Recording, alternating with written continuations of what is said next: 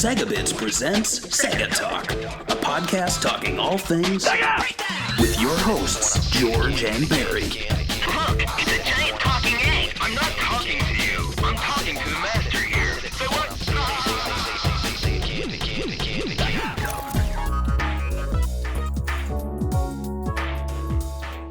Hello and welcome to SEGA Talk, episode 76. I'm Barry, with me is George. Let's tap, dude. I'm ready. That's my specialty. It's tapping. All right, yeah, I mean, you gave it away. We are talking about Yuji Naka's Let's Tap. And why? Why are we covering this? Well, because the last episode was Panzer Dragoon Saga, and so I like to give people like a little whiplash so that we cover like this massive, epic, $1,000 super rare Saturn game, and then next episode we talk about a $5 bargain bin Wii game. Oh yeah. Yeah, so I mean, let's dive right into it. It was released in 2008 and 2009 to the Nintendo Wii. Let's Tap was a project by longtime Sega All-Star Yuji Naka, and fans probably know Yuji Naka best for games like Girls' Garden, Black Belt, Master System ports of Spy vs. Spy and Space Harrier. So I mean, those are really the only games he's known for. Am I missing anything? No. Those are the games he's No, I don't known think for. so. No, I don't think... No. You guys ever heard of a thing called Sonic the Hedgehog? Yeah, it's like right behind me there. Actually, yeah, Yuji Naka, he's pretty much synonymous with Sonic Team and the Sonic games. He worked on Sonic the Hedgehog 1, obviously, because he was a co-creator on it in 1991, all the way through 2. And can you guess what his last, at least this is what I've seen, his last credited Sonic game is, without peeking at the notes? Sonic Unleashed. No? No. Okay, I'm sorry. Is it before or after? Before. Okay, Sonic Heroes. No, it's Sonic Riders. Wow. In 2006. Okay. He, to my knowledge, he does not have much, if anything, to do with Sonic 06. He was, I guess, working on some other stuff at the time. His last really big game, I believe, with Sega was actually another franchise, which he has a long history with, Phantasy Star. So he started out as a programmer for the first Phantasy Star, and he acted as an executive producer for Phantasy Star Universe, which was really his last big game with Sega. So looking over that long list of credits at Sega, like what would you say Yuji Naka's greatest achievement is? Like if there was one game that you would just say like that's the one. And I'm not saying like, oh, Sonic 1 because it's where Sonic started, but like what is the greatest game that you think he worked on? I mean, I think it's undisputable with fans. Like there's the reason he's like synonymous with Sonic the Hedgehog is because that programming engine he created kind of made that whole game work. Like right. We've seen really cool looking mascots in the past. Like, I don't know. I mean, I'm not saying that he's cool, but like Bubsy or like I forgot the other one, that bat one that they tried to Aereo Bat or something. Like, oh yeah, Arrow the Wonder Bat or something like that. Yeah, and they all tried to copy Sonic and they all just couldn't do it. Like there's just something about that engine and the physics and how they all came together and the speed. People still mock at the game a little bit with the speed, saying that like, oh, sometimes things come too fast and you can't react, so you have to die and then come back and learn kind of the level. But it's like, right. Yeah, you're going 100,000 miles. You're supposed to be, it's a speed game. So that kind of comes with the territory of that as a drawback. But nobody else could do it. Like, can you think of any other game that's even close, like, at the time? Not now. I mean, now we got Freedom Planet and Mania, but... I think the closest thing that I can think of are games by Treasure. Yeah. Their games were fast-paced. They did a lot of licensed games that were very cartoony and I'd say lots of fun. There was something like Tiny Toon Adventures, which I think was a Treasure game. I could be wrong. One of them was, yeah. Yeah, it was good. It wasn't great, though. You know, like, if this is bottom of the barrel, like Bubsy, and this is Sonic the Hedgehog, like, any of the other stuff was below Sonic, for sure. I really can't think of anything outside of maybe, like, Dynamite Headdy, and Gunstar Heroes, and that's about it. Like, maybe those ones are on level with Sonic, but there's not that much. And even then, you're like, well, you're dealing with, you know, someone who's not trying to compete with Sonic. It's not like those are Sonic wannabes. It's also pretty like unique what he came up with Sonic. Like, it's not like Mario. Like, that's a thing I hate when people go like Mario versus Sonic. It's like, dude, these are two totally different games. I don't know what you're talking about. Oh, absolutely. Yeah. And I mean, I could go on and on about Mario and Sonic, which I think we will probably do the Olympics, like Mario and Sonic at the Olympics. I'm actually surprised. The Olympics is happening right now, and we're talking about Let's Tap, when we really should be talking about Mario and Sonic at the Olympic Games. But hey, if the Olympics are delayed a year, maybe in 1 year we'll cover that. So as far as Yuji Naka, let's bring up some photos of him, because you know what he looks like, but this is Prope Naka. Oh, yeah. So if you're seeing the images here of Yuji Naka in some beautiful orange socks, orange ties, I don't know the story behind this. I'm assuming he did like a press event and people interviewed him about his new studio and he dressed up as this, which is really funny. Yeah.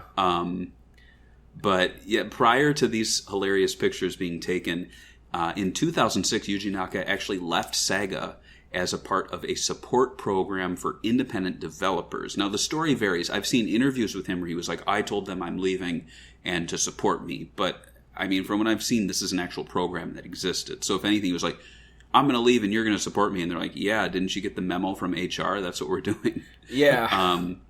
And he was also joined by 10 former members of Sonic Team at the time. And they formed Prope, which was an independent studio that started off with a capital of 10 million yen, 10% of which came from SEGA. And the stipulation was that SEGA had first right of refusal on publishing any of Prope's games. And Prope was officially founded May 23rd, 2006, and operations began June 1st, 2006. So right there you can see Sonic 06 was, under development, if not getting primed for release.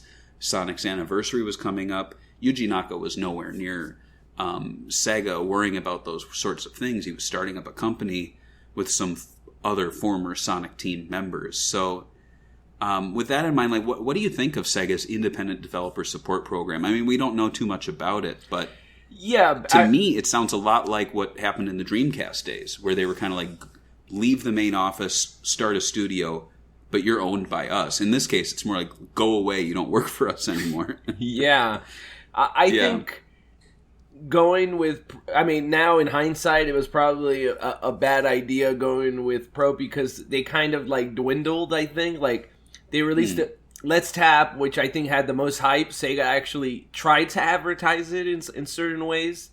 And then they had that Kiwi game.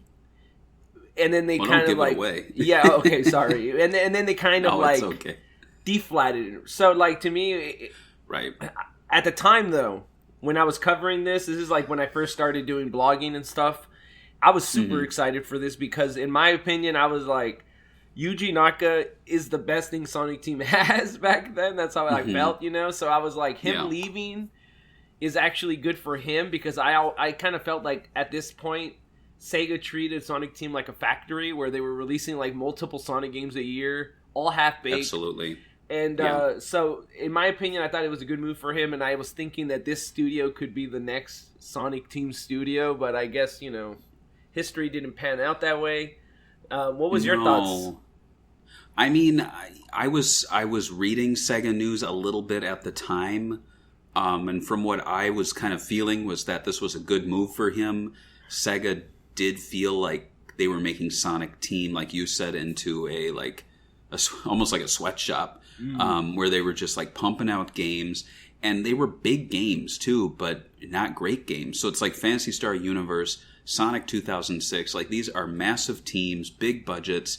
In the end, kind of forgettable titles. I'd actually point to both of those as being the weakest games of their respective franchise, really. So if you're Yuji Naka and this is what you're doing, you're not going to be given any small projects. You're really going to be basically given this high-level role where you're not really doing day-to-day creative stuff. You're not doing any programming.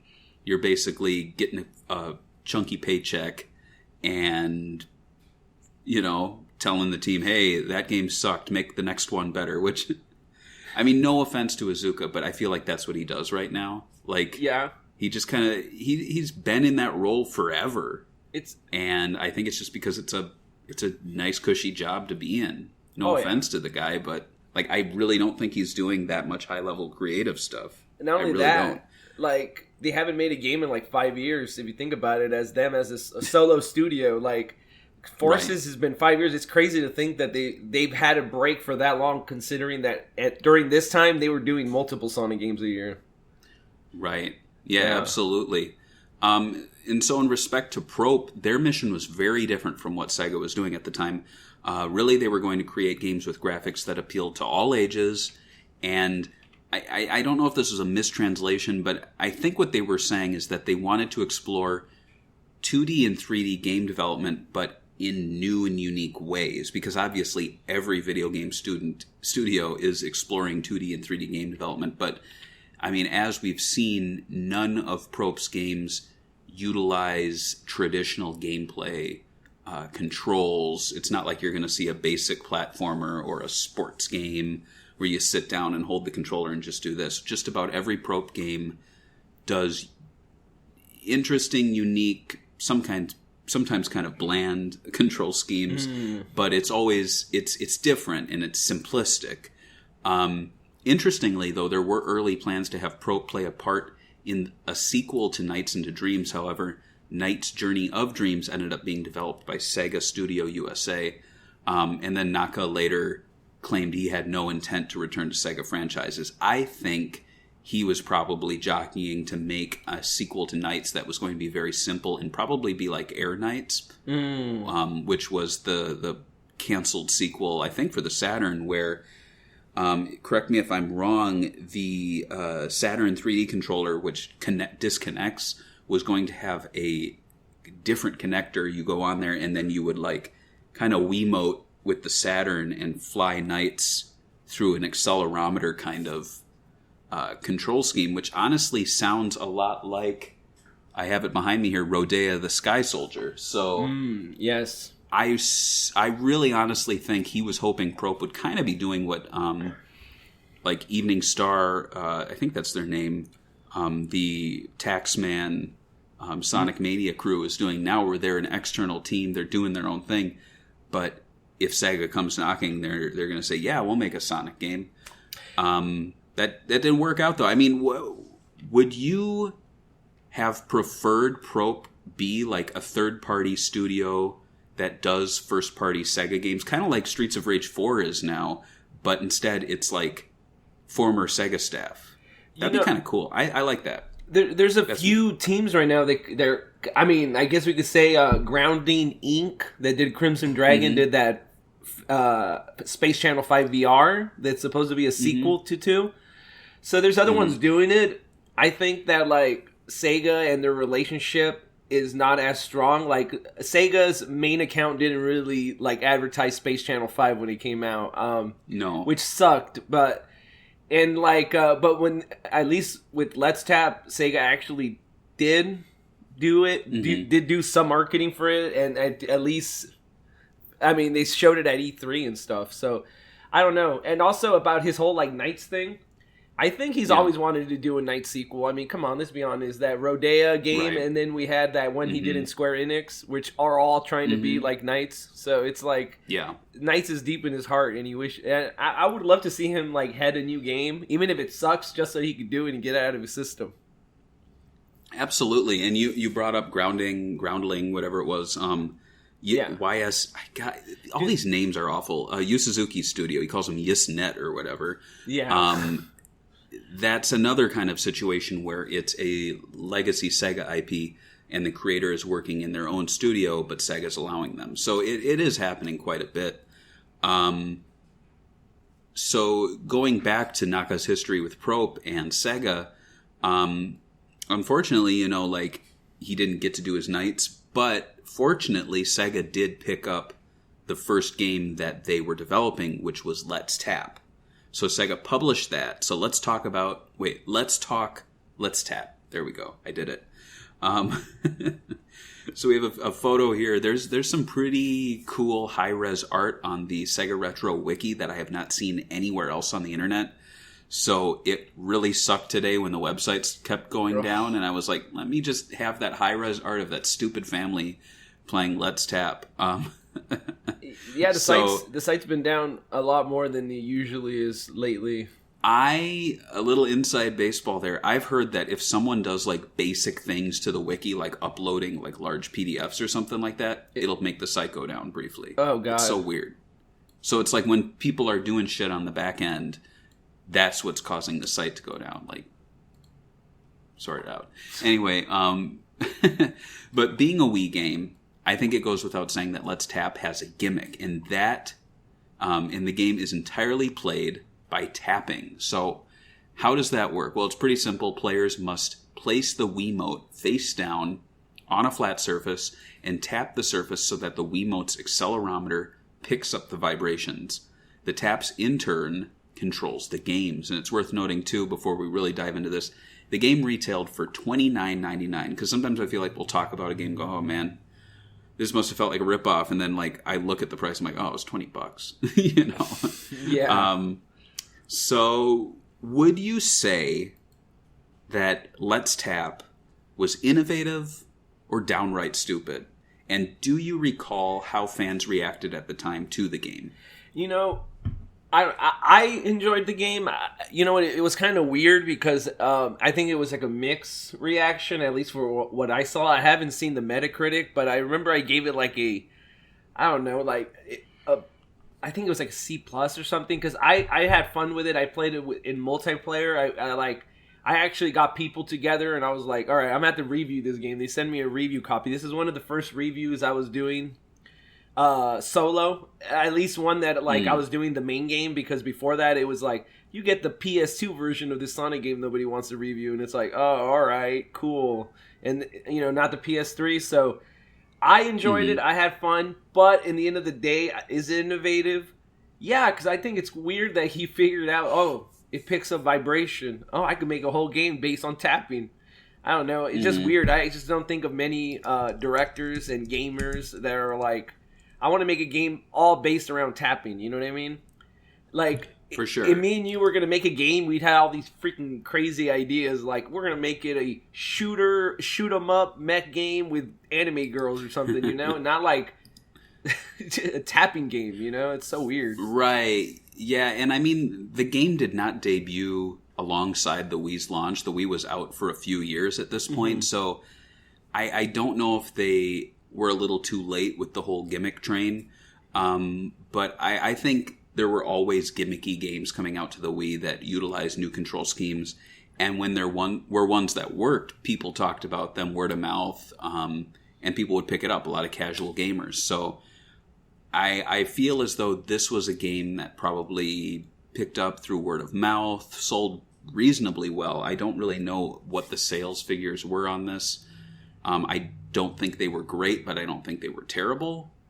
As for the gimmick, I think it's fine. I think it's interesting. At the time, no one thought it was stupid. If anything, they were like, "Oh, so you're not even holding the controller; you're just, patting a surface with your hand." And I don't know. I mean, I much prefer that to like doing this with the Wiimote or Wii bowling like that. So I do think this was kind of at the point though where Wii gimmicks were getting old, and this was kind of like the last gasp of Wii gimmicks before it was just like, more of the same, more waggle. Like I just picked up an Indiana Jones game for the Wii, and you got to like do this constantly with the whip. And I'm like, I'm so sick of this. Or punch. Oh, I'm in fighting mode. Oh, and that looks great for the commercials, but then imagine that's every game. And that's for hours. And you're just like, yeah, I'm tired. I was playing Mario Galaxy. I got so tired of it. I'm like, and they force you to use the Wiimote. I'm like, to get the stars and stuff. I wish they just had like an automatic thing so I could just platform and not do it sometimes. I mean, Mario Galaxy is a great game, but like I just don't like that they had to like insert motion controls for no reason. I just didn't feel like it needed it. But this game, this was an era where everyone was trying to chase the mainstream audience at the time, where it's like a fitness game selling 100 million copies. who thought that Wii Bowling was going to be one of the biggest selling games, like whatever that Wii Sports, Right. So, and it's interesting we're talking about this now because, I mean, right now Sega's big push is Sonic Colors Ultimate, which was a Wii game. It didn't rely too much on motion controls, but they were there. And so it's interesting to read these previews from people who did not like the Wii control setup. And they're like, it's so great to just like play with a controller. And they cleaned up the controls and it just feels like a Sonic game again. And that's how I felt about Colors. I was like, okay, I got to get this Pro Classic controller and plug it in. Okay, now I kind of feel like I'm playing a Sonic game. It's like... there were those who embraced the Wii, and there were those who were like, how can I get around this? I mean, I hear people saying there's that Capcom fighting game that, you know which one I'm talking about? Yeah, the one with the Japanese comic one, the Versus one? Yeah, and I hear so many great things about it, but I got to imagine it's one of those games that just is like basic controls. It is, yeah, I own it. Yeah. It's great. I recommend it. Yeah, I bet it's like $1,000 now, so... as far as the control scheme, though, I think one of the downsides to it, because, I have my copy here, you can see on the cover art that people are tapping boxes, but, the whole tapping surface thing, you kind of had to look into it a little, because I remember when I got it, I put my Wiimote on a table, and it does not work well. And then I read, you got to put it on a box. Pretty much. And yeah, pretty much. So a surprising amount of attention was actually given to the tapping surface. Sega released videos showing players using the box of their Wii console. Like, you keep that for 3 years, and then you're like, we got to bring it out from storage to play Let's Tap. Yep. In Japan and Europe, Sega actually released the game with fold-out cardboard boxes. So we actually have some packaging here. We have the Italian box. So if you're looking at that... Oh, yeah. The Italian box is... that's sick. There's no pizza in it, but it is interesting because when you look at the cover art there, they show the box that you get, but on the American cover art, if you can see in my video, it's generic. They removed all the graphics. Yeah, because they never released it in America. We never got anything. Not even... I mean, maybe Press got boxes. Maybe fan sites did or something. I actually asked them about it, and they said they didn't have any. When I asked them, I was like... You guys sent me this game to review, but no box. I was like, oh, great. I really just wanted the box, and I thought it looked sick. And let's be honest, it might be kind of a rare item randomly. Like, I could see it like in 20 years where people are like paying a lot for cardboard. It could be, yeah. I've never seen one in person, neither. But the Japanese also had one. We have the Japanese box there. That's actually the packaging itself. So you can see it comes with 2 flat boxes that you fold. And I mean, it's cool. It's a fun little thing. But to be quite honest, you don't need it. You can use a cereal box. That's my tip. Do you have any tips for the best surfaces to play on? What did you use? At the time, I used a cereal box. I tried to use a game case. Not bueno. I think I also... now... People could just use like Amazon shipping boxes that everyone has now. Yeah. But back then, I didn't really buy anything online when this game came out, 2008. So I was definitely going everywhere looking for boxes for this game. But yeah. What do you use? It's anything that has a little bounce to it, because then you can kind of go tip, tip, tip, tip, like with your fingertips, and like a cereal box will kind of move a little more. You got to take the cereal out of it though. Or it's just like crunchy. Yeah. Before we get into talking about the game itself, I did have a game I wanted to play with you. So if you want to play this video here, we can kick off. It's kind of like a throwback. It's fact or fiction, dude. Beyond belief. Yeah, do you see it? Yeah, yeah. All right, here we go. Let's do it. Welcome to Fact or Fiction Beyond Belief. All right, you can pause that. So here's the rules. I'm going to read 3 possible stories from the manual for this game, and then you're going to guess if it's fact or fiction. All right, so here's story number 1. So just bring up the image for story number 1. Oh, it's playing again. Yeah, I know. I put it so you can play. Go for it. So story number 1. Toro and Meguro are best friends. One day, Toro's father brought home a new game for their Wii, Let's Tap. Toro challenged her best friend, Meguro, to a game, and soon the two friends were enjoying the minigame's music and colorful graphics. After playing, Toro looked away from the TV and realized that she and her friend were transported to the Tap dimension, thus setting up a new franchise of Tap games starring Toro and Meguro. And actually, you can see, I believe it's the boy in Let's Catch. So they did start to set that franchise up. So let's look at the image. Is this the answer? What does our host say? Not it's the this image time. gallery. Yeah. Okay, See? sorry. No. Jonathan Frank's got you. All right, story number 2. Is this the story for the game? So story 2 image is you can see the Tap runners there. So Let's Tap has a simple story in which the spirits of Tap partake in a series of mini games. The spirits are depicted as 4 colors: red, blue, yellow, and green. You can see them on the box art there. Each color represents different styles of tapping. So red is aggressive, blue is soft, yellow is short bursts, and green is rapid. Each color represents a player, and the colors take on various forms as you play. So let's see the answer. Do you think this is fact or fiction? Fact. I mean, they had different colors, right? Right. Well, let's see what Jonathan Frank says. Oh, God.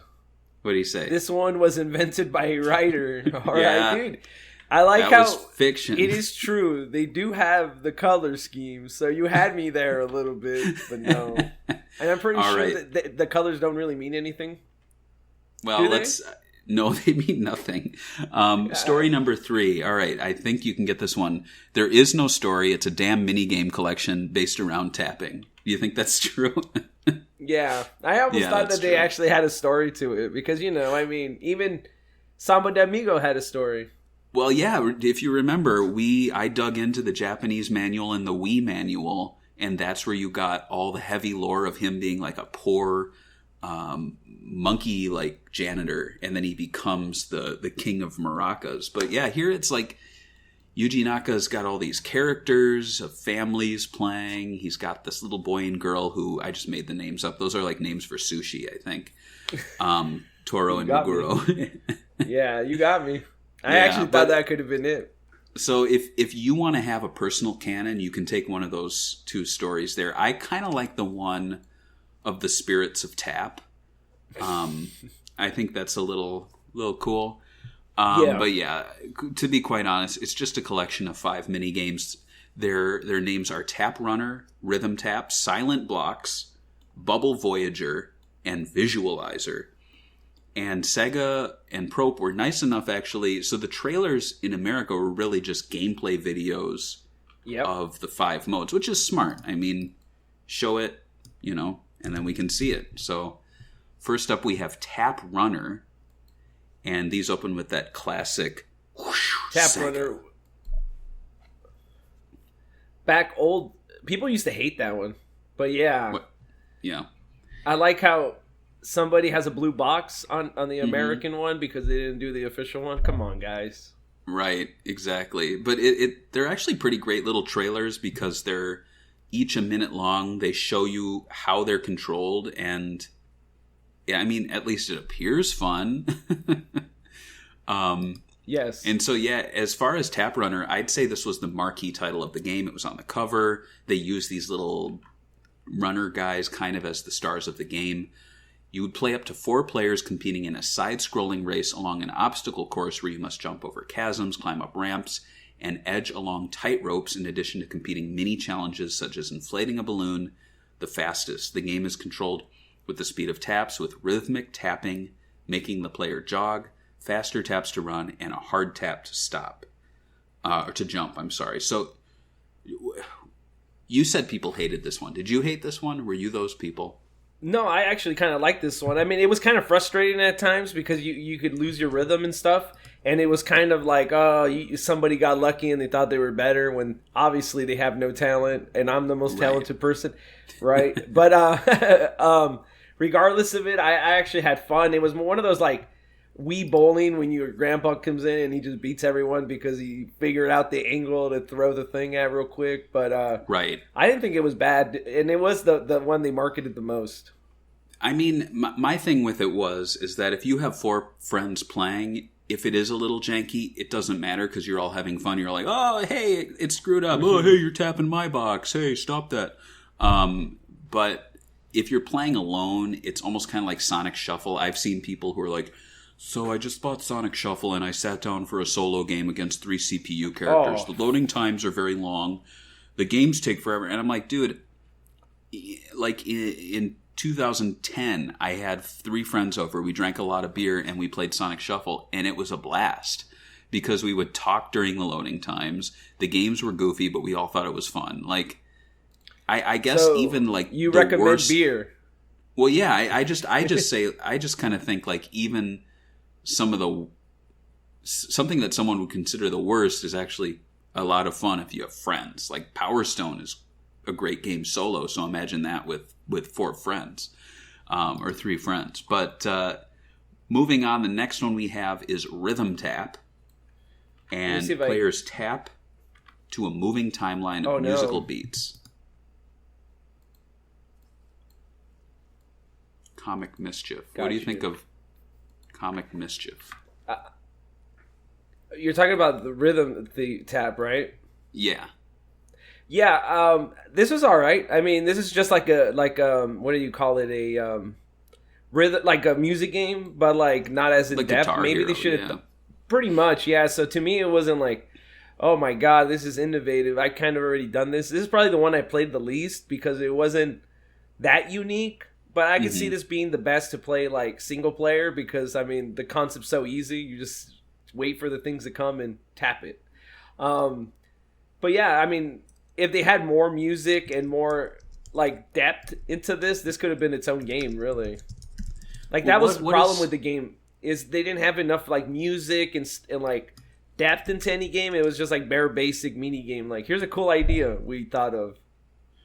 Right, yeah. It's almost kind of like that taiko drumming game that, gosh, I forgot who made that, but it's like you tap on one side, you tap on the other. Tecmo, maybe? I'm not sure. I forgot who. Yeah, I mean, it is what it is. It's fine. It's almost like if they didn't make this, you'd think it was like stupid of them. It's like if they make it, people go, oh, this is lazy. If they don't make it, they go, why didn't they make a rhythm game? The next one is called Silent Blocks, which... Looking at it, I don't remember playing this one too much, but I honestly think this is... Yeah, I think this is like the most interesting, actually, of all of them. For sure. And just when you look at it, there's like these cool... It's almost like 3D Tetris, but it's like 3D Jenga, where you knock these things out. I like it's almost like when you play sports games with when they're like about to hit the baseball and it's like, oh, it's going up. All right, hit it at the right spot. And then I think it's cool. You know what the crazy There's lots thing of is? timing. Yeah. Look how much views this video has. It's crazy. Only 900, and it's like an official trailer for a game by legendary Yuji Naka. It's like, what? Yeah. Well, it goes to show you. But there was just, I feel like there was a lot going on with this one in terms of like they had things like alchemy. Like, whoa. Sounds scary. But yeah, so I mean, I'd place that one a little more at the top, maybe just in terms of creativity. Next up, we have Bubble Voyager. Oh.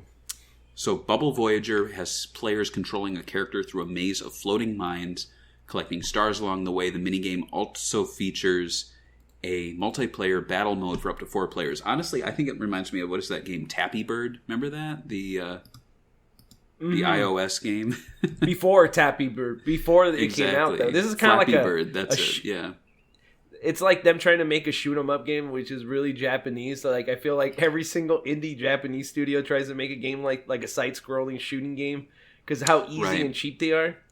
And not only that, it just comes with Japan, you know. They like it. But yeah. For sure. And I think the character design is actually pretty cool. I like his like little missile head.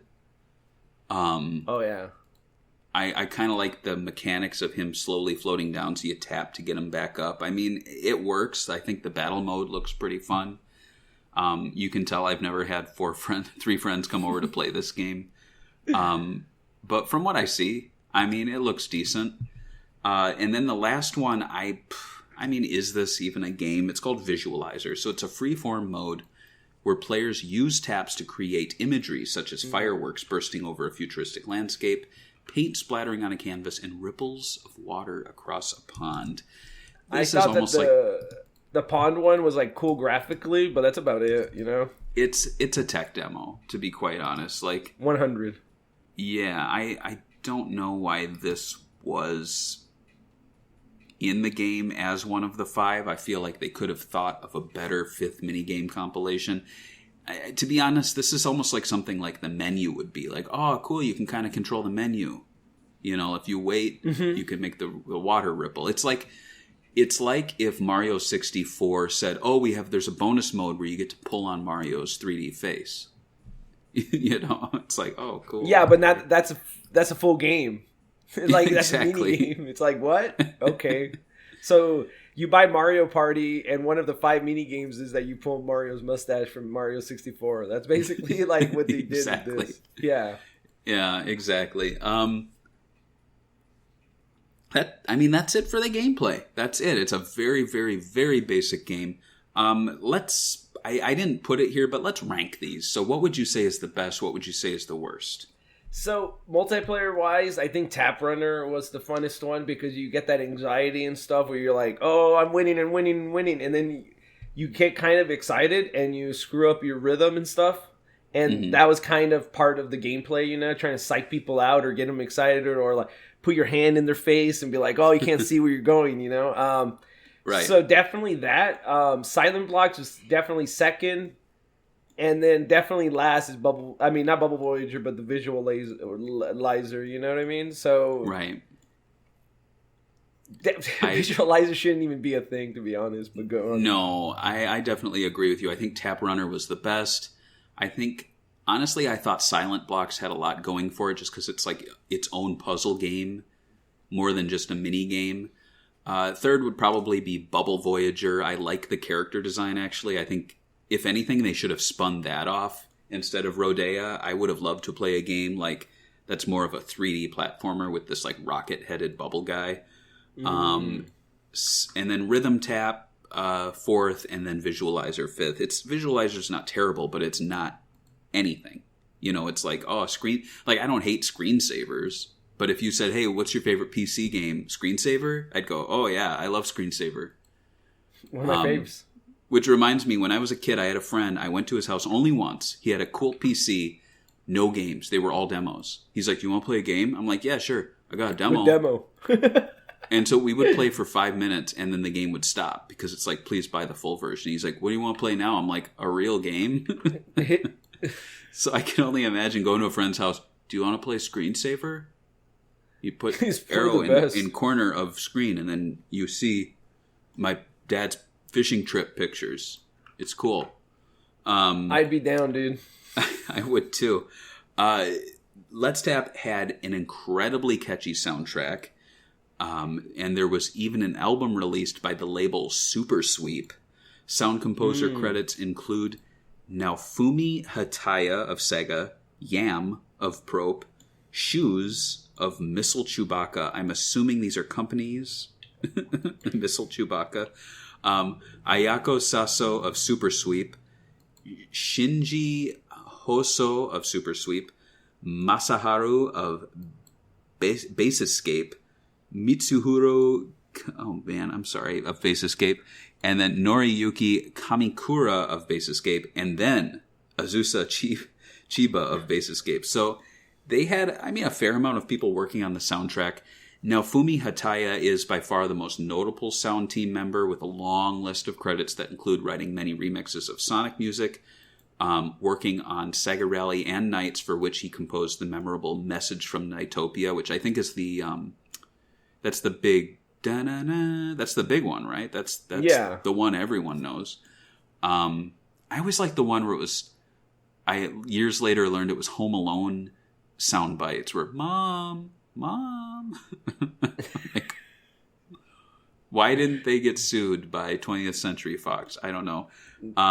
He also did music for Sonic R, Burning Rangers, Samba de Amigo, Space Channel 5, the Rub Rabbits. Do, do, do, do, do, do. Oh, and yeah. he worked on tons of Sega albums. Though I feel like he only had like one credit. But they were like, we got this big guy. Let's move him to the top. Another credited artist named Yam produced a lot of music for the game. Their real name is Hiroyuki Yamamoto, and based on their credits, music is not their main focus, as other credits include art and design for Pokemon iPhone games, manual creation for game manuals. Like, that's one of their main jobs. So this dude worked on Gravity Rush and The Last of Us, doing, I presume, Japanese translations for the manuals. And stage modeling for Kid Icarus Uprising. So a very eclectic career. And I did want to touch on, I don't know if it was last episode or a few ago, I was saying, like, how do people make money in game development? Because I would see a list of credits, and I know these people live in a house and eat food, but there's only 4 games. And I think this right here is kind of a little peek into the world of game development, where they are doing work, but it's not always going to be like the big, credits that one would expect or want. And I mean, I'm not hating here. I make some pretty obscure stuff that's out there design-wise, but I'm making money. So, yeah. Here we've got someone who did a majority of the music for Let's Tap, but their main job is creating game manuals. Very strange. Very strange. Yeah. So I picked out a few soundtracks. The first one is from Naofumi Hataya. It is entitled Tap. No. I'm sorry. This is not his. This is actually the main theme. Yeah, it's the main theme. It's the most popular song, I think. The soundtrack kind of reminds me, I don't know about you, but like Jet Set Radio, Techni, like it's so weird. They use a bunch of voice samples too. It's like very strange, but yeah. Yeah, I think it uses the Let's Mom Sleep sample where it's like, da, da, da, da, da, the scream. I wonder what Hideki thinks about that. I'm sure he doesn't care. I'm sure he's shitposting on Twitter right now. I gotta say something about Hideki. I love him, but he's like, the man, dude. That's it. He loves titties. He's the man. No. I saw, Streets of Rage composer, I'm blanking on his name. The guy for the first one?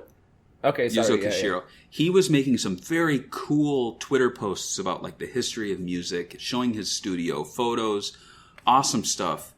In that same timeline, I see a tweet from Hideki Naganuma where he's like, I'm the funky uncle who shit posts, who used to make music for Jet Set Radio. And I'm like, I don't know, dude. Like, it's getting old. Like, throw us a bone here. Talk about music development. Make some new music. It's getting sad.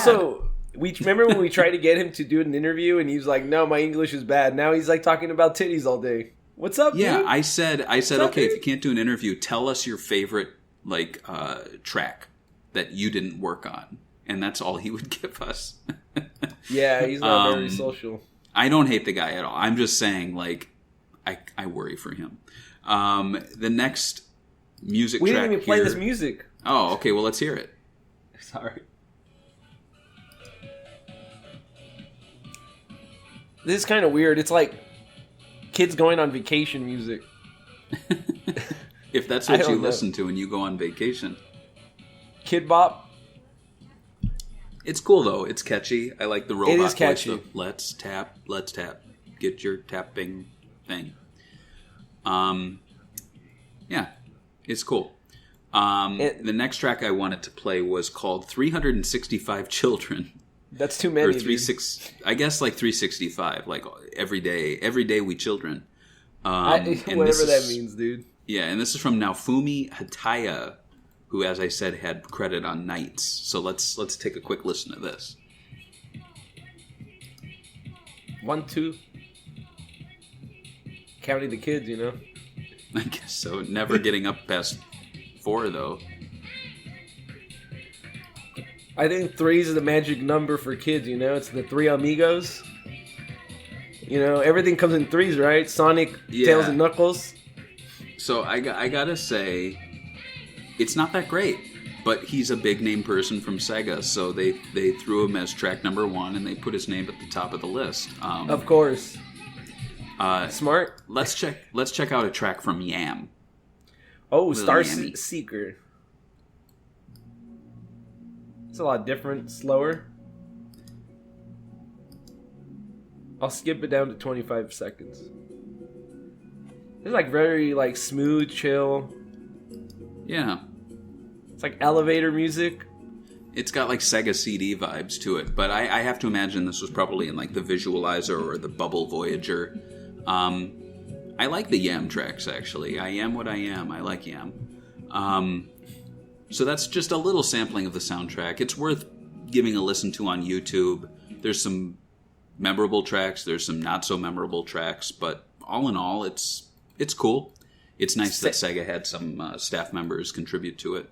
Sega actually sent me the soundtrack. I mean, it was part of the promotion with the figure. I don't know if you've seen the figure, the one that Yuji Naka's holding up.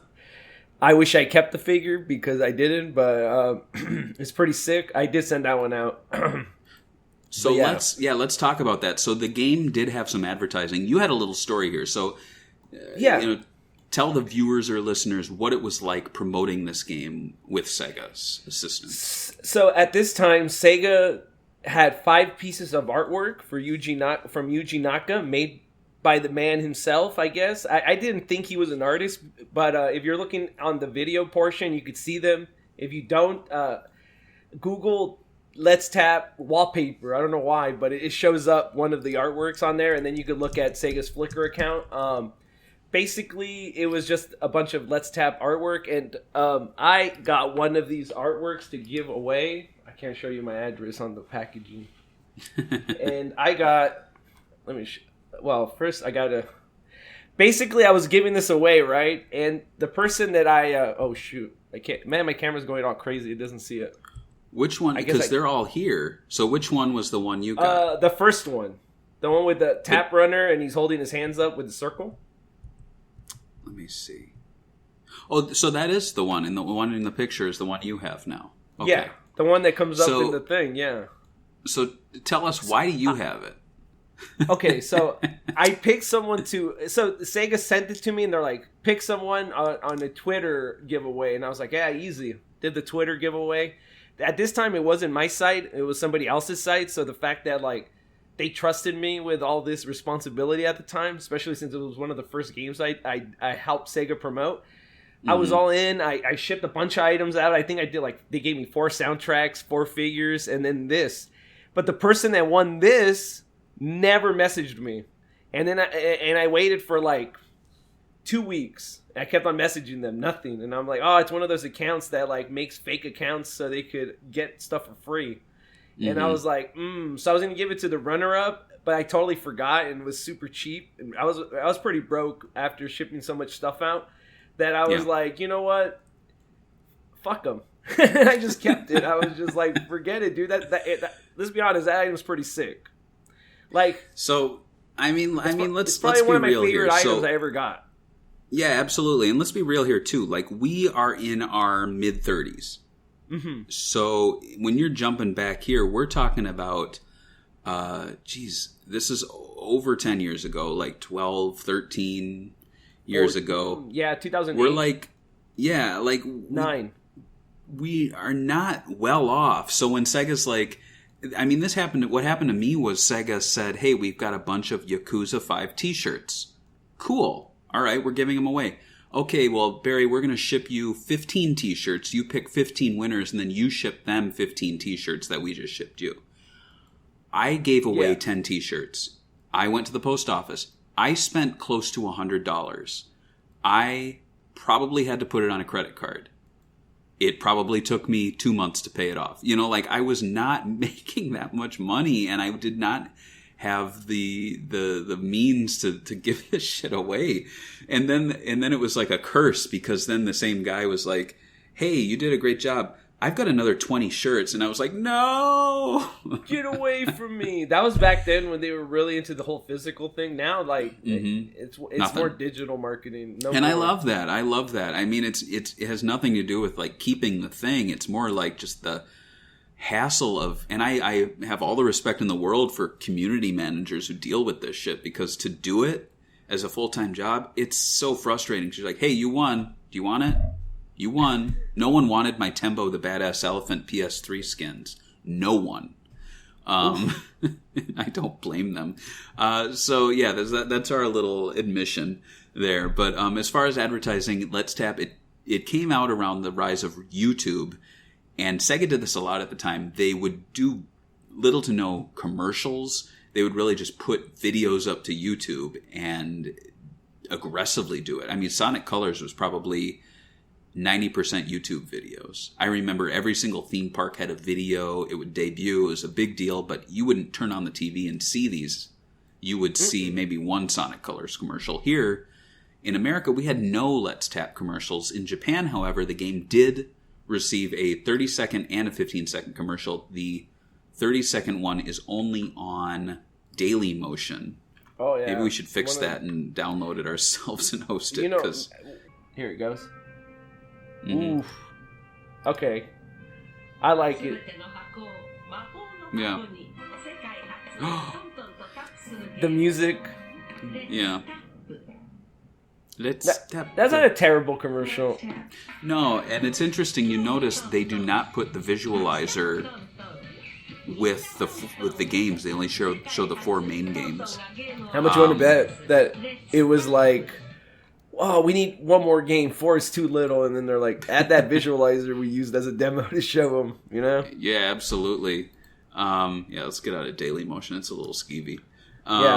Weird stuff. So the name Let's Tap brings to mind another piece of tech that relied heavily on tapping in 2008, 2009, the iPhone. So in 2009, Probe brought the 5 mini games to iOS as 5 separate downloads, with Rhythm Tap releasing in a free version. So I don't know if you remember, but at the time, it wasn't like you download an app and then there would be in-app purchases to unlock it. It would really be like they would release the free version and they'd release the paid version, and you'd have like to delete the old app and then download the new one, unless you want to have 2 apps.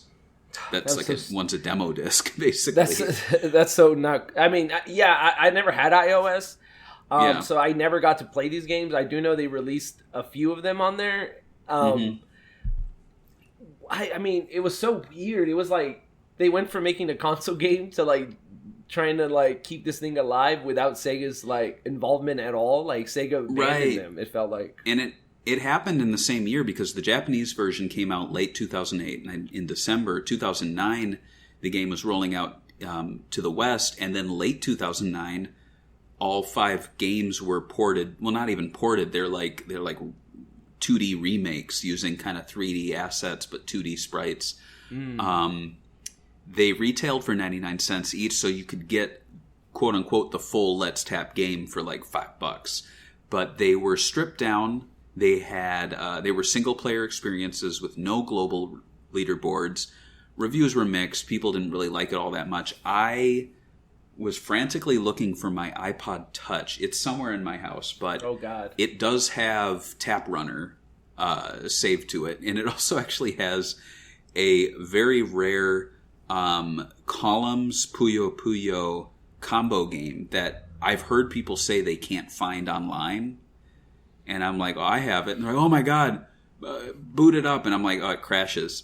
But it's kind of like the the equivalent of people selling old PS3s because it has that Silent Hill Kojima, that Silent Hill demo on it. But in my case, it's Tap Runner and a few other Sega games. But I mean, it wasn't bad. There were 2 ways to play, from what I remember. You could either put it on a surface and do the Let's Tap sort of thing, or you could tap the screen. It was fine, but it was kind of lame to play against computer players. There was no online gameplay. Do you think this kind of hurt the brand to come out so quickly? Like, do you think it killed the shelf life of Let's Tap when people go, oh, it's just an iPhone compilation? You know what I think kind of killed Let's Tap? I think it's just like it being so bland when it came to like branding. Like Let's Tap, pretty generic name. And then they did like Less Fish or something like that, or some other stuff. And Let's Catch. Less Baseball. Let's Catch. They just did one. Okay, like Let's sorry. Baseball. Do you want a baseball? Yeah, they did that kind of stuff, and to me it was like you guys don't like have a consistent look. Like when you play Choo Choo Rocket, they had a consistent art style. When you played Samba de Amigo, there's really no other game that had a monkey mascot that looked exactly like Amigo. So I think that's what this was missing. A branding, like maybe 4 or 5 characters that were looking like Amigo or based on animals, considering he came from Sonic Team. But he kind of went with this whole, like, you're just an avatar, which is kind of, popular at this time with the Wii. But yeah. What do you think, Kill? Do you think that the iOS games hurt it more? I don't know if they really hurt it, but it definitely, to me, I was like, I don't believe I owned Let's Tap at the time, so I was like, oh, cool. I don't need to get that $30 game. I could just get the mini games that look interesting on my iPhone. And, I mean, obviously, Let's Tap was not a system seller, so I wasn't running out to get a Wii. It really was Sonic Colors that got me to go and pick up a used Wii. But yeah, I do think kind of instead of continuing on the brand and really like pushing physical releases, Let's Tap 2, maybe go bigger, say there's 10 mini games this time. It was really kind of like a downward slope where they were like, oh, the sequel's Let's Catch, it's a WiiWare game. And then Let's Tap is an iPhone, 5 iPhone games. And so it was like, there definitely was a Prope Let's franchise there, but it just kind of dwindled. It just fizzled out. And it's kind of the story of Prope too. I mean, at the time of development, Let's Tap had around 40 staff members working on it. Yuji Naka was making the rounds with the press in his orange socks and tie. He said in interviews that the idea for Let's Tap actually came from working on another game for which he was testing the vibration sensitivity of the Wii mote by tapping the table, and he described the response as phenomenal. And it prompted him actually to take a digital game and make it analog by allowing for a greater spectrum of strength for tapping, which, I mean, he was just going crazy about this. I read at least 5 or 6 interviews with him. He told the same story every time. He was like, I tapped the table, and it was phenomenal. I loved it.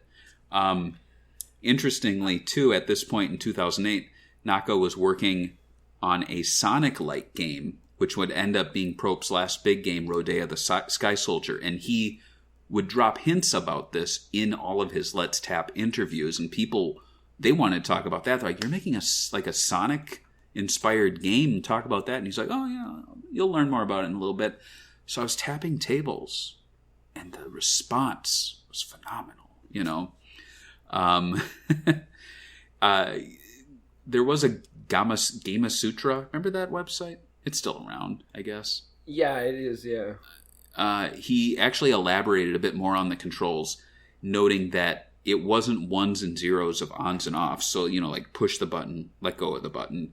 It was more of a spectrum of those two extremes. So you could do the gradual taps. You could do the big taps. So I get where he's going with this. Like, it's almost kind of like when you talk to Mitsugushi about...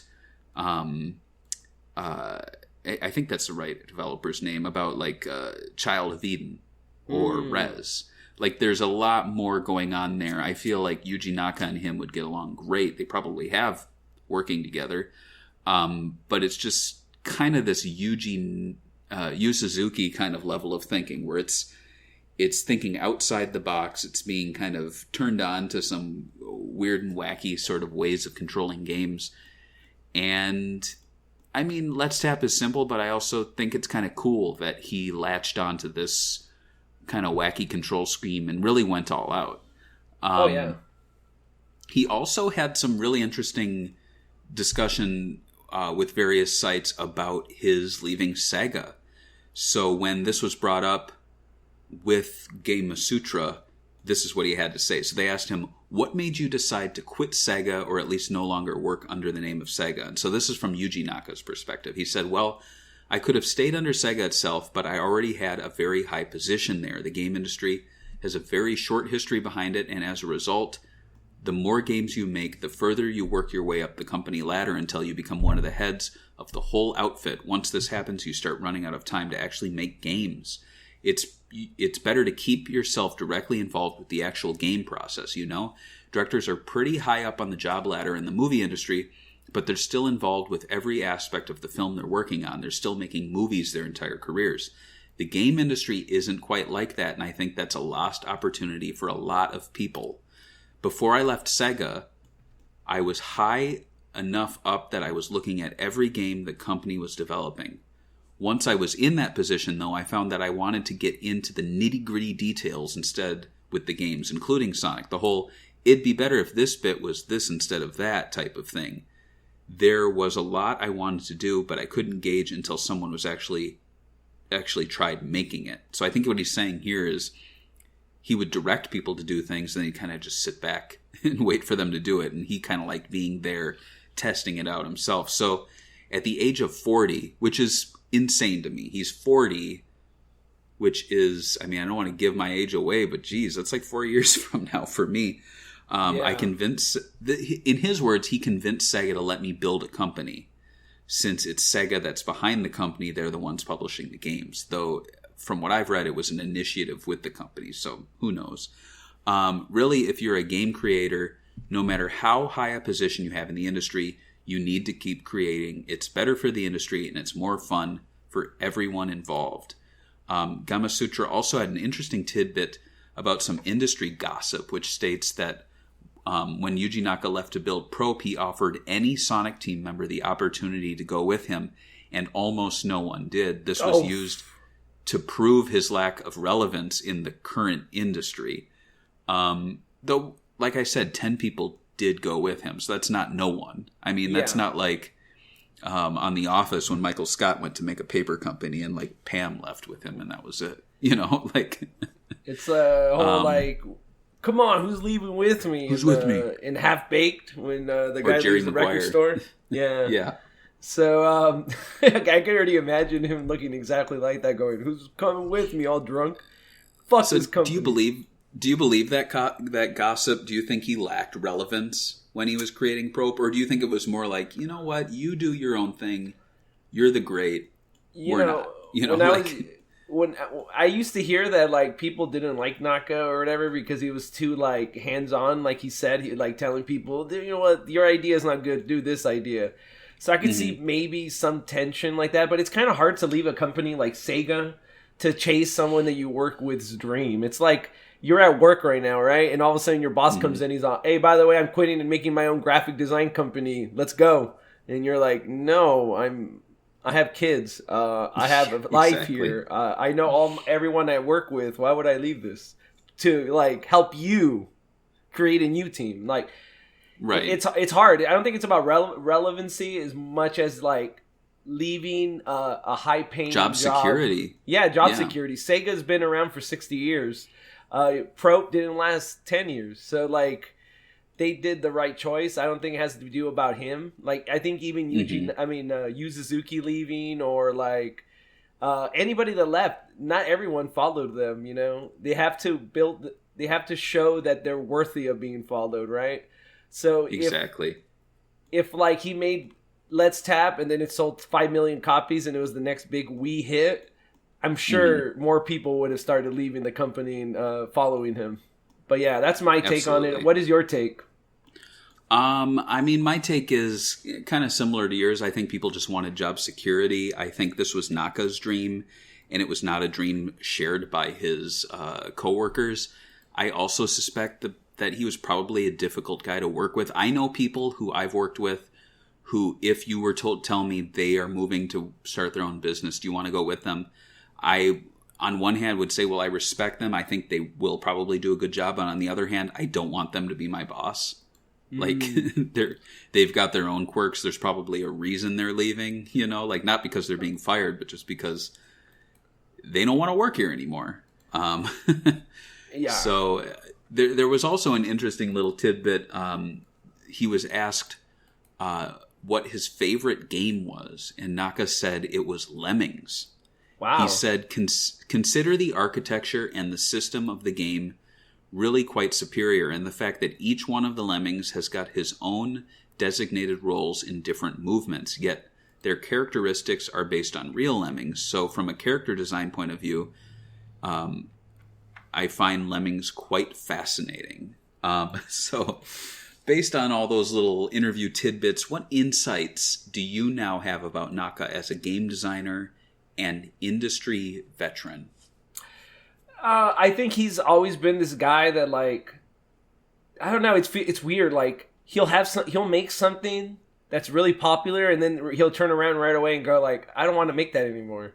I feel like he's always been the type of guy that chases his own path.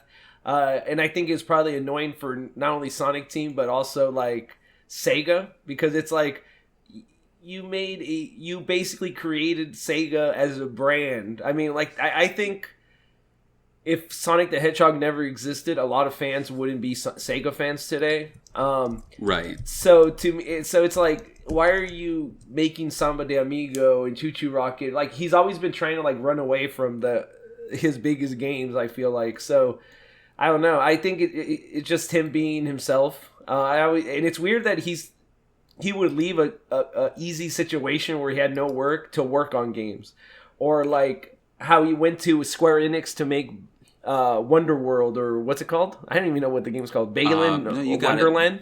Balan Wonderworld. Yeah. Wonder World, okay. Yeah, like he went to make that. He didn't have to do that. He's already in his 50s. He's close to retirement age, you know. I've seen him post pictures of him racing with his kids. Like, he's not lacking money.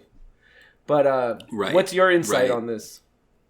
I really feel like he's the type of developer who finds a little kernel of an idea, perfects it, puts it into motion, and I would say gets lucky 1 time out of 10. I don't think Sonic was a flash in the pan for him. I think Sonic was more like his big contribution to gaming that he could never really match again. You know, you see the games he creates. You look at Sonic the Hedgehog, obviously. Rolling ball physics, slopes, paths. I mean, he didn't design the character. That was Naoto Oshima. But without Yuji Naka's like gameplay engine and all that sort of stuff, you wouldn't have the success that was Sonic. And then you kind of fast forward to the Saturn and the Dreamcast era. I think he had some fantastic ideas. I think Choo Choo Rocket was great. I think Samba de Amigo was great. I think there were some really cool ideas in other games that he had his hands on. I even think Billy Hatcher is not a terrible game. I think there's some really cool ideas there. But I also think none of those ideas really matched Sonic. And as time went on, I don't know if the technology moved away from him or if he just started to run out of ideas. But you get to here and it's like, let's tap. Okay, that you created Sonic, right? Okay, I mean, this is cool. Okay, what else do you got? Yeah. Let's talk about what else he's got, because I mean the reviews, before we get into that, the reviews, they were favorable for the game. Scores hovered around 70 to 8 or 80%.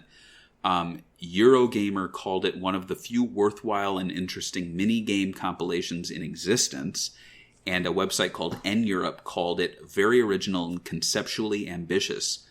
I'd rate the game about 70 to 80% too. I think at the time it did stand out from a lot of the shovelware that was out there. It was kind of refreshing to see a game from the creator of Sonic that was taking advantage of the Wii and making a little mini game compilation. But I think for a lot of us, we thought this was the start to something big.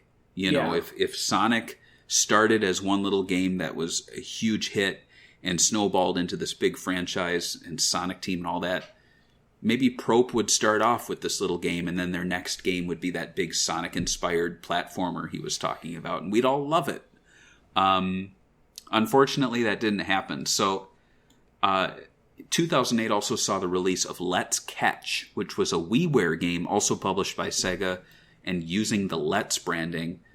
So we have a little video here. Let's check out Let's Catch. This is a gameplay video from YouTube user Nintendan. Ooh, isn't he? Oh, I think I've seen his content before. That's why. I played it. Can you hear it? It has the menu music when you start it. Yeah, I like that on the Wii. I thought that the menu music on the Wii was so good. Oh man, it's taking forever to load. It was very basic though. Oh, so this game is if you never grew up with a dad, right? Pretty much, it's your me playing with one of the characters who were playing Let's Tap. The one that I was pretending was going to the tap dimension, Toro or whatever fake name I gave up. But look at. I mean, I get it. They're trying to match the Wii, but this is like totally different art style than Let's Tap. Like they never got an art style down. You know what I mean? Right. But what's kind of interesting is that it's just a game of catch with a kid, but he talks to you, kind of like Seaman in the sense that it's just like little aside. So he's like, my dad used to work out of his house. You know, like the kid's just talking about what his dad does, what he does. So it's kind of, I mean, conceptually, it's just a game of playing catch with your kid or with a kid, and then he's talking about his dad. And honestly, I think it's kind of cool. I don't hate it. I kind of reminds me of actually. I mean, I don't know if you guys seen the WiiWare games they used to release back then, but this seems a little like, you know, it's actually 3D. I remember Sega made this game. I don't know if you remember, but it looks like an NES game, and they never released it in America. But the whole thing's about like a dick joke, like a platformer with a dick joke. I forgot what it was called. Oh, you know what I'm talking about? Pole's Big Adventure. Pole's Big Adventure. There you go. Yeah. So like, yeah. That's usually the quality that I expect from WiiWare back then. It wasn't the era yet where digital downloads were a big thing. So this is not the worst thing ever. No, and I think it's interesting, though, because, I mean, it's just a game of catch, but there's, like, this extra layer of this, like, sad story about this kid and his dad, which kind of has a Yu Suzuki flavor to it, where at GDC he would give these talks, and he's like, I had a game about, like, an old man. Remember that one? He'd talk about this, like, game where you're just, like, an old man, and there was, like, all these life... the Peach Tree? Yeah, and it was, like... That kind of reminds me of this, but this also kind of reminds me of Balan Wonderworld, because in that game, it's like this really bizarre platformer, but there's like this story about like a farmer whose home was destroyed by a tornado, and he's like dealing with the depression. And so there's this like weird, sad, real-world story underlying it, which also kind of existed in Nights into Dreams, where it was these kids who couldn't really aspire to these things they wanted to do, like singing, or I forgot what the boy did, like soccer or something like that. Oh, yeah. So I don't hate it. I think it's kind of interesting, but it's not something that I would consider a sequel or a follow-up to Let's Tap. No. And after that, Sega was kind of done with being a pro publisher. There was nothing more planned. They didn't have a Let's franchise. I don't think a franchise was viable because the Wii was kind of on the way out. So unless he shifted to like a super high quality iOS franchise, he was not going to cut it. And unfortunately, following the release of Let's Tap and Let's Catch, Probe released a series of baffling iOS games with super simplistic controls and honestly really stupid gameplay. This was a point where I lost a lot of respect for Yuji Naka as a developer. I realized, I feel bad saying this, like I love the guy, I love his games, but like when you see this, it's like your favorite hero like going on stage every night for an audience of people and like shitting their pants, and you're like, oh, that's what they do now? Because what he did was he would release game after game of this really weird tap-based game. Well, let's look at it. 10 Count Boxer. 10 Count. It was a balancing game where you tap a boxer to make him stand up. Oh my god! Somebody and this actually is is this you playing it? This is a Probe trailer. Oh, an official it's trailer. Even worse. It has 10,000 views. Of course. More than the Sega and 0 comments. Oh, of course. Box. Touch the screen to make the boxer stand. That's it? Oh my god. I feel like they were so desperate for money at this point that they were just releasing whatever, you know what I mean? Right. And let's check out the next one. Fluffy Bear. This is the one that broke me. I don't think I ever played these. So what's so bad about this game, Barry? Let us know. Like, why do you hate it? Because I'm barely This is playing 10 count boxer with a different skin. Yeah, but this and is a all bear you're doing this is time. you are tapping a ragdoll 2D character that stands on their feet. Oh my god, this is terrible. Like, look at this. Like, even as it's... Imagine you had a Sega Genesis game where you just tapped the B button and then made your character stand up. You would be like, I just got ripped off. Basically... I honestly think they found that with the Let's Tap iOS games... I'm pausing this. I can't look at it anymore. I feel like with the Let's Tap iOS games, they found that they were actually making a decent amount of money off of these 99-cent downloads. So they're like, well, let's put out a bunch of them and see what we get. And it was just like Probe was becoming the tap company. Every game is tapping a screen. Tap, tap, tap, tap, tap, tap, tap. You can check out Probe's YouTube channel to see many more games they made, but nearly all of them have this in common. Like I said, they have one gimmick. They're cheaply made, and they look like they would be fun for maybe 30 seconds. Yuji Naka's career in games after and before Let's Tap could fill a whole show, and I think we should do a Yuji Naka show someday. I want to do like a Sega All Stars, like Yu Suzuki episode, Yuji Naka episode. So I won't talk too much about some other games. There is Ivy the Kiwi, which I believe was also one touch based, where you were kind of like drawing ivy lines that a little kiwi bird would walk on. Do not look up the eBay prices for this. This game is selling on Wii for $80 or more. It's funny. I don't know why. It was like given away basically for like a long time. I remember seeing it for like $5 at GameStop. Mm-hmm. Yeah. And that's kind of a trend with these games. There was Rodea the Sky Soldier, and which I have behind me here, and that came out in a special edition. So I've got the Key of Time. Very cool. Here I've got the 3DS version, and I hope the game's in it. Which one's the one that he worked on? Because didn't he there was some controversy with that game? Yeah. So here's the special edition. This is selling for over $100 now on eBay. So glad I picked this up at least. Yeah, for sure. So inside is the an art book, soundtrack CD, and then the Wii U version of the game. However, the Wii U version was not made by Yuji Naka. It was made by another developer, like a third party. And so you see that here. And so what they included was a Wii version of the game, which is actually the Prope game. So weird, So right? how sad. And then on top of that, they give you a reversible cover, which I think, I don't know if one is meant to be like the Yuji Naka version and the other one isn't. But it's so bizarre that Probe had to release a game through...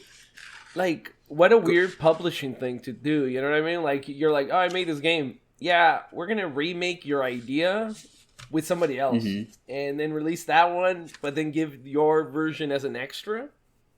Yeah, and Probe's name is nowhere on here. It's all NIS America. Even NIS America, who did Sakura Wars So Long My Love, had the Sega logo somewhere on the box. That was a weird release too. But here, it's so sad that the one game people kept asking about in the early days of Probe were, where's that Sonic game? Where's that Sonic-inspired game? It turns out to be one of the last games they would really release without their name anywhere on the box. And the game they did work on is a bonus disc inside the Wii U case. So it's just it's such a sad end for to be honest, kind of sad company. I think the Wii version of Rodea is actually a quite a fun game, but it's so relegated to, no one's going to find it.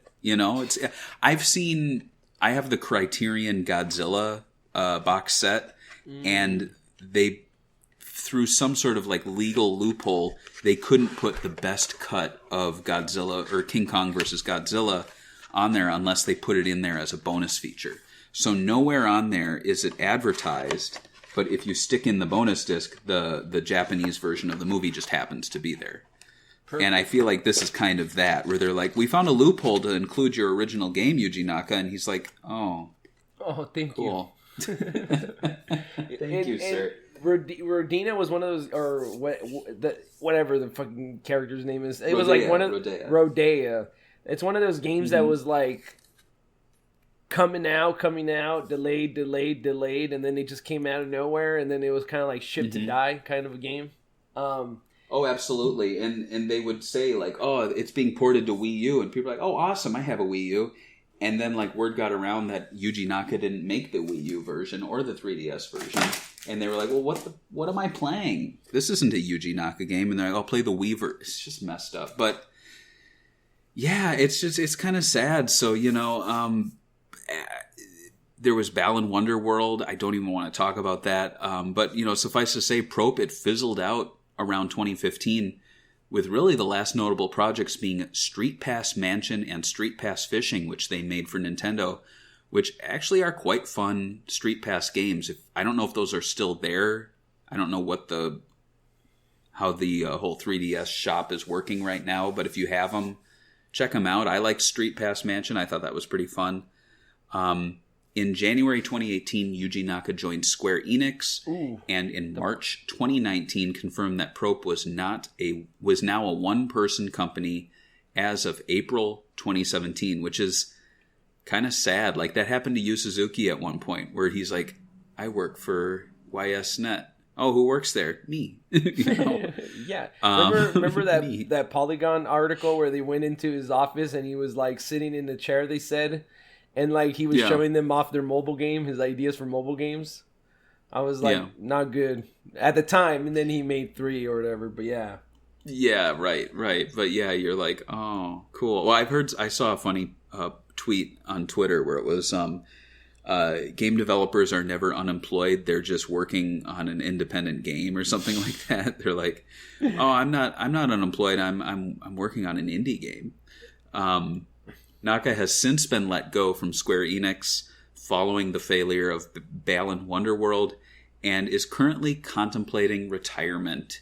He enjoys spending time with his sons and racing cars. And That's true. I think he has a little money to burn if he's racing cars. Yeah, if you have racing cars, you have money.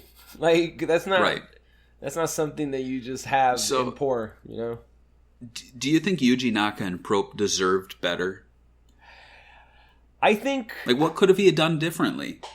Well, he could have done the game everyone wanted, like a character game. People just wanted a character game like his old games. They wanted something like Knights, which he tried to do with Balan, and but I have a feeling that Sega wasn't giving him that much of a budget, so he was working with what he had. I'm assuming with Yuji Naka, it's just money, time, and getting the team assembled that could fulfill his visions. Obviously, Balan didn't work out.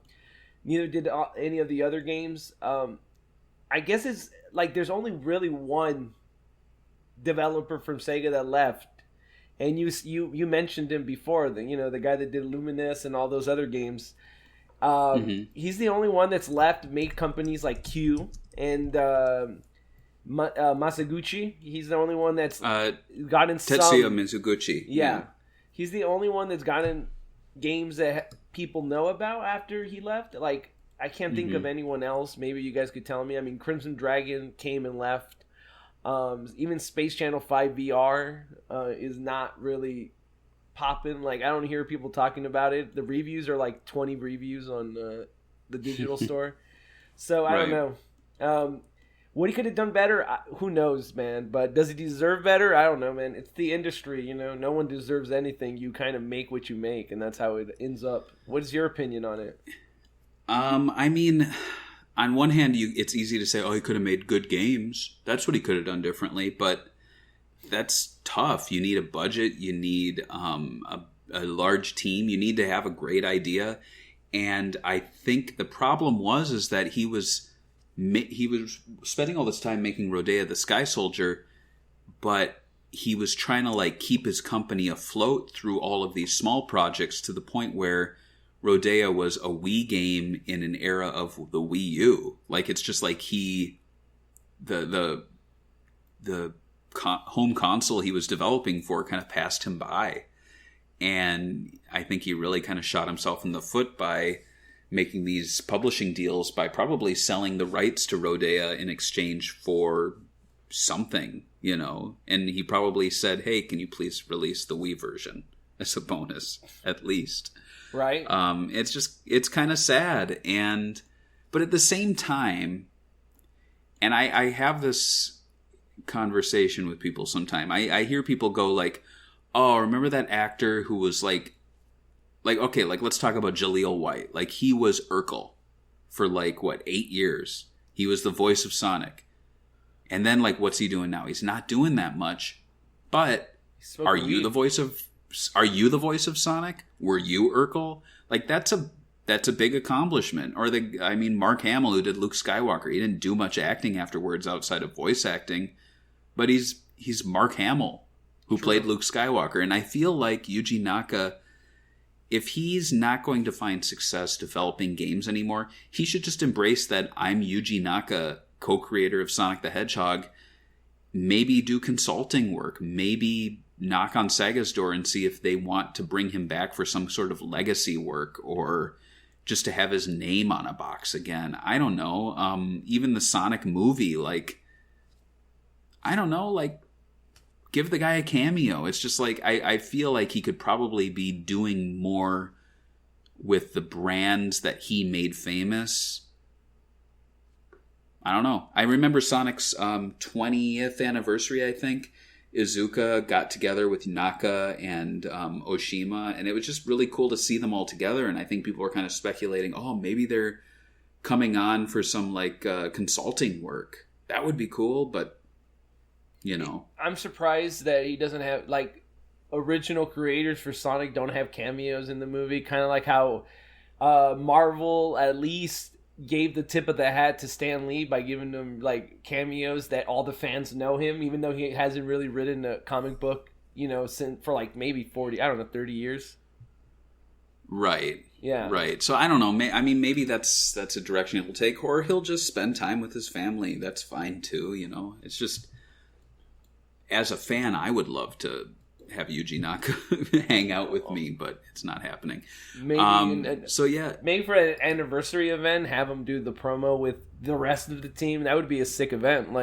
Especially after all this COVID thing, I don't know what's going to happen for 2022, because it seems like we're going backwards a little bit. But hopefully everything opens up and we get more events, especially for next year for Sonic Rangers or whatever it's called. That'd be cool. Yeah. You want to read the Patreon comments? You said this was going to be a 1 hour podcast, and it's not. It's a little over.